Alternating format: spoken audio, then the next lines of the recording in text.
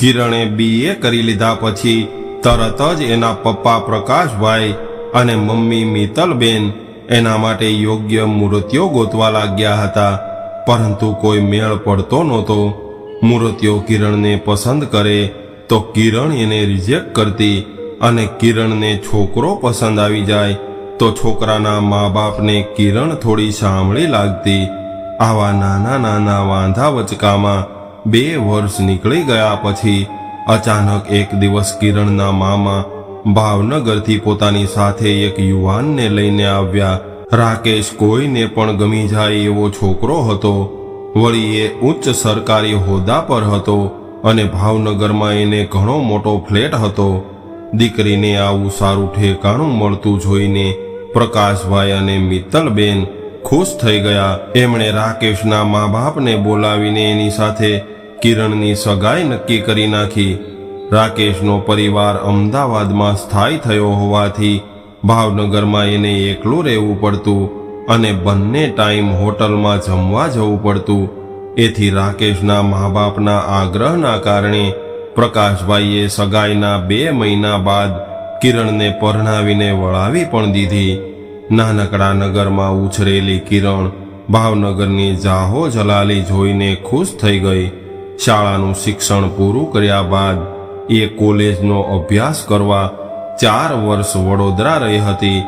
એટલે એને લગ્ન બાદ શહેરી જીવનમાં એડજસ્ટ થવામાં વધારે સમય પણ ન લાગ્યો. વળી રાકેશનો પણ એને દરેક બાબતમાં પૂરતો સાથ મળી રહેતો. પતિ પત્ની તો જાણે કે જન્મોનો સંગાથ હોય એમ થોડા જ અરસામાં એક મજબૂત સ્નેહગાંઠથી બંધાઈ ગયા. હવે કિરણની દુનિયા એના પતિ રાકેશની આસપાસ ફરવા લાગી. એના મળતાવડા સ્વભાવને લીધે આડોશ પાડોશની સ્ત્રીઓમાં પણ એ ઝડપથી લોકપ્રિય બની ગઈ અને એનું પોતાનું એક સોશિયલ સર્કલ બની ગયું. રાકેશના ઓફિસના મિત્રો અને એમના કુટુંબજનોની પણ ઘરે આવજા રહેતી હતી. એટલે કિરણ અને રાકેશને ક્યારેય એકલું નહોતું લાગતું. હસી ખુશીથી લગ્ન જીવનના 5 વર્ષ ક્યાં વીતી ગયા એની એને ખબર પણ ન પડી. રાકેશનો દિવસ તો ઓફિસના કામમાં નીકળી જતો, પણ કિરણને ઘર કામમાંથી નવરાશ મળતા બાળકનો વિચાર આવી જતો. રાકેશને પણ નાના બાળકો બહુ વાલા હતા. એને સંતાનની ઈચ્છા હતી, પણ એણે પોતાના ચહેરા પર ક્યારેય પોતાના મનના ભાવ દેખાવા ન દીધા. પરંતુ કિરણના સાસુ સસરાને દાદા દાદી બનવાની ઉતાવળ હતી. તેઓ આડકતરી રીતે 1-2 વાર કિરણ સમક્ષ એનો ઉલ્લેખ પણ કરી ચૂક્યા હતા. એટલે જ કિરણે ભાવનગરના ટોચના ગાયનેકને મળીને પોતાના અને રાકેશના જાત જાતના મેડિકલ રિપોર્ટ પણ કરાવી લીધા હતા. બધા જ રિપોર્ટ નોર્મલ હતા અને ડોક્ટરે પણ એમને બાળક સંબંધમાં બધું નસીબ ઉપર છોડી દેવાનું કહ્યું હતું. બધેથી નિરાશા મળતા કિરણ થોડી ઉદાસ રહેવા લાગી હતી. પરંતુ પોતાનું દુઃખ એણે રાકેશને ક્યારેય કળાવા દીધું નહીં. એની પહેલા જેટલી જ સંભાળ રાખતી. છતાં એક પુરુષ તરીકે રાકેશને અણસાર આવી ગયો હતો કે મારી પત્નીના પ્રેમમાં હવે પહેલા જેટલો ઉત્સાહ અને ઉમંગ વર્તાતા નથી. એ અરસામાં એક દિવસ કિરણને મમ્મી મિત્તલબેનનો ફોન આવ્યો. એમણે કિરણને નાની દીકરી રેખા માટે રાકેશ જેવો જ સુશીલ મૂર્તિઓ શોધવાની ભલામણ કરી. રેખાએ પણ BSc સુધીનું શિક્ષણ પૂરું કરી લીધું હતું. મા બાપ એને પરણાવીને પોતાની જવાબદારીમાંથી મુક્ત થવા માંગતા હતા. સાંજે રાકેશ ઘરે આવ્યો એટલે કિરણે એને વાત કરી કે મારી મમ્મીનો ફોન આવ્યો હતો અને એને રેખાના લગ્નની ચિંતા હોવાની પણ વાત કરી. રાકેશે ચા નાસ્તો કરી લીધા પછી કિરણને એક રસ્તો બતાવ્યો અને એવું કહ્યું કે મને તો એવું લાગે છે કે આપણે રેખાને અહીંયા રહેવા માટે બોલાવી લેવી જોઈએ. અહીંયા રહીને એ કમ્પ્યુટર અને સ્પીકિંગ ઇંગ્લિશ જેવા 1-2 કોર્સ કરી શકશે અને સાથે સાથે નાત જાતમાં આવતી જતી થશે. એટલે કન્યા તરીકે લોકોના ધ્યાનમાં પણ આવશે. ઉપરાંત તારી સાથે રહીને ઘર ગૃહસ્થીની થોડીક સમજ પણ મેળવી લેશે. કિરણને પોતાના પતિનો વિચાર ખૂબ પસંદ આવ્યો અને પોતાની બહેન માટે મારા પતિ આટલું ગંભીરતાથી વિચારે છે એવું જાણીને એના પ્રત્યે લાગણી વધી. કિરણે બીજા દિવસે ફોન કરીને મિત્તલબેનને રેખાને ભાવનગર પોતાના ઘરે મોકલી આપવાનું કહી દીધું. રેખાના આવતા જ કિરણના ઘરમાં આનંદ થઈ ગયો. રાકેશ અને રેખા વચ્ચે સાળી બનેવીનો સંબંધ હતો એટલે હસી મજાક ચાલતી રહેતી. રેખાનો સ્વભાવ કિરણથી સાવ જુદો હતો. કિરણ જેટલી ગંભીર હતી એટલી જ રેખા ચંચળ હતી. રેખાને આખો દિવસ મસ્તી મજાક અને ધમાલ કરવી ગમતી. દેખાવે પણ એ કિરણ કરતાં વધુ આકર્ષક હતી. રાકેશ ક્યારેક એને મજાકમાં એવું પણ કહેતો કે હું કિરણને જોવા આવ્યો ત્યારે કદાચ તને જોઈ હોત તો મેં તારી સાથે જ લગ્ન કર્યા હોત. થોડા દિવસોમાં રાકેશે એક સારા કોમ્પ્યુટર ક્લાસમાં રેખાને એડમિશન અપાવી દીધું અને એક પ્રોફેસર મિત્રને એણે રેખાનું ઇંગ્લિશ પાવરફુલ બનાવવાની જવાબદારી સોંપી હતી. રેખા સવાર સાંજ પ્રોફેસર પાસે ઇંગ્લિશ સ્પીકિંગના ક્લાસમાં પણ જવા લાગી. સાળી બનેવી સવારે ઘરેથી સાથે જ નીકળતા અને અઠવાડિયામાં એકાદ બે વાર સાંજે સાથે જ ઘરે પાછા ફરતા. આવી રીતે ધીરે ધીરે સમય વીતવા લાગ્યો. વચ્ચે રાકેશે 2-3 વખત સારા મૂર્તિયાઓ સાથે રેખાની મીટિંગ પણ કરાવી હતી, પણ વાત કંઈ જામી નહીં. એ દરમિયાન કિરણના પપ્પાને હાઈ બ્લડ પ્રેશરની તકલીફ થતાં મિત્તલબેને ફોન કરીને કિરણને તેડાવી લીધી. રાકેશને રજા મળે એમ હતી નહીં અને રેખા પોતાના ક્લાસ પાડવા નહોતી માંગતી એટલે કિરણને એકલા જ જવું પડ્યું. કિરણે પિયર પહોંચીને અનુભવ્યું કે પપ્પાને યુવાન દીકરીના લગ્નની ચિંતા હતી અને પોતે નિસંતાન હોવાથી એમને પણ ટેન્શન હતું. એનો કિરણ પાસે કોઈ ઈલાજ નહોતો, છતાં પણ પ્રકાશભાઈને હૈયા ધારણા આપીને ભાવનગર પાછી ફરી. ભાવનગર પાછા ફર્યા બાદ કિરણને રેખાના સ્વભાવમાં થોડું પરિવર્તન આવ્યું હોય એવું મહેસૂસ થયું. ત્યારે એને ખબર નહોતી કે આ પરિવર્તનનું કારણ રેખાનું એક ખૂબ મોટું પરાક્રમ હતું. એક દિવસ સવારથી સાંજ સુધી રેખાએ કંઈ ખાધું પીધું નહીં. એ ક્લાસમાં પણ ન ગઈ. આખો દિવસ મોઢામાં કંઈક ને કંઈક ખાયા કરતી.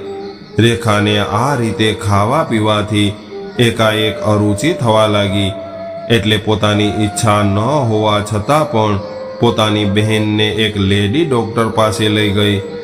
અહીં કિરણ માટે એક મોટો આઘાત રાહ જોઈને ઊભો હતો. ડૉક્ટરે રેખાને તપાસી અને એનું યુરિન ટેસ્ટ કરીને એવું કહ્યું કે એ માં બનવાની છે. ડૉક્ટરની આવી વાત સાંભળીને કિરણ ઉપર તો જાણે આભ તૂટી પડ્યું હતું, પરંતુ એ સમયે કિરણ કંઈ બોલી નહીં અને ઘરે આવીને કિરણ રેખા પર ખૂબ ગુસ્સે થઈ અને કહેવા લાગી કે અરે નીચ, તે તો આપણા મા બાપની આબરૂને ધૂળમાં મેળવી દીધી છે. આવું કુકર્મ કરતા પહેલાં તને એકવાર આપણા વૃદ્ધ મા બાપનો વિચાર પણ ન આવ્યો? અરે હવે એટલું તો બોલ કે તારા આ પાપનો ભાગીદાર કોણ છે? કિરણે ઘણું પૂછ્યું પણ રેખાએ જવાબમાં એટલું જ કહ્યું કે દીદી, મારી ખૂબ મોટી ભૂલ થઈ ગઈ છે. એટલું બોલીને ચૂપ થઈ ગઈ. અંતમાં થાકી હારીને કિરણ રાકેશના ઘરે પાછા આવવાની રાહ જોવા લાગી. સાંજ થઈ અને રાકેશ ઘરે આવ્યો ત્યારે કિરણે રાકેશને જમાડી લીધા બાદ રેખાના પરાક્રમની વાત કરી. એને વિશ્વાસ હતો કે રાકેશ જરૂર આ આફતમાંથી કોઈ માર્ગ કાઢશે. રેખા વિશે સાંભળીને રાકેશે તત્કાળ કોઈ પ્રત્યુત્તર ન આપ્યો. આ વિષય પર હું સવારે વાત કરીશ એટલું બોલીને એ ચૂપચાપ પડખું ફરીને સૂઈ ગયો. બીજી તરફ કિરણે પડખા ઘસીને રાત વિતાવી. એ આજની રાત ટૂંકામાં ટૂંકી થાય અને વહેલું સવાર પડે એવી મનોમન પ્રાર્થના કરતી હતી. બીજી સવારે રાકેશે ચા નાસ્તો કર્યા બાદ કિરણને પોતાની પાસે બેસાડી અને કહેવા લાગ્યો કે કિરણ, તું તો જાણે છે કે તારા પિયરની આબરૂ હવે મારી આબરૂ છે. રેખાએ મોટી ભૂલ તો કરી છે, પણ એની સજા આપણને બધાને થાય એવું હું નથી ઈચ્છતો. મને આનો એક વ્યવહારુ ઉપાય સૂઝ્યો છે. ઉપાય તને થોડો આંચકારૂપ લાગશે, એટલે તારી ઈચ્છા હોય તો જ તને કહું. ત્યારે કિરણ બોલી કે અરે રાકેશ, તમે કેવી વાત કરો છો? તમે જે વિચાર્યું હોય એ બધાના ભલા માટે જ હોય. મને તમારા પર ભગવાન જેટલો ભરોસો છે, એટલે તમારે નિશ્ચિંત થઈને જણાવી દો. એટલે રાકેશ બોલ્યો કે જો કિરણ, આપણને બંનેને બાળકની ખૂબ ઈચ્છા છે, પણ ઈશ્વરને કદાચ આપણને સંતાન સુખ આપવાની ઈચ્છા નથી, અથવા તો એ બીજી કોઈ રીતે આપણને સંતાન સુખ આપવા ઈચ્છે છે. તે મને કાલે રાત્રે કહ્યું એમ ડૉક્ટર રેખાના અબોર્શનની સલાહ નથી આપતા, એમાં પણ ઉપરવાળાનો કોઈ સંકેત હશે. હવે જો તારી ઈચ્છા અને સંમતિ હોય તો આપણે રેખા અને એનું બાળક કાયમ માટે આપણી સાથે રહે એવી વ્યવસ્થા કરીએ. તારા મમ્મી પપ્પાની પરવાનગી લઈને હું રેખા સાથે લગ્ન કરી લઉં, અને તમે બંને બહેનો મળીને સુખેથી આ ઘરમાં રહો. એવું સાંભળીને કિરણ ચોંકી ગઈ અને થોડી વાર બાદ કહેવા લાગી કે તમારું પ્રપોઝલ વિચાર માગી લે એવું છે, પણ શું કાયદો આ રીતે બીજા લગ્ન કરવાની પરવાનગી આપે છે?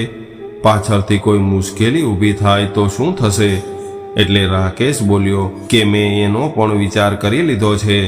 જો કિરણ, કાયદો એવા કેસમાં જ બીજા લગ્ન કરનાર પતિ સામે પગલાં ભરે છે જો એની પહેલી પત્ની એની સામે ફરિયાદ કરે, પરંતુ આપણા કેસમાં તો એ થવાનું જ નથી, કારણ કે હું તારી સંમતિ હોય તો જ રેખા સાથે લગ્ન કરીશ.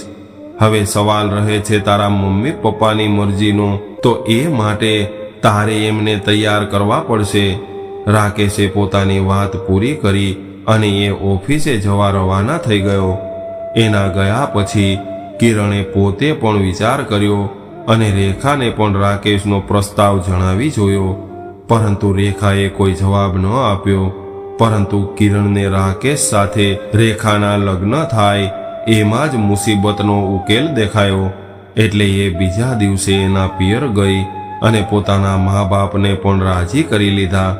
ત્યારબાદ રેખા સાથે મંદિરમાં જઈને અમુક સ્નેહીઓની હાજરીમાં રાકેશે લગ્ન કરી લીધા.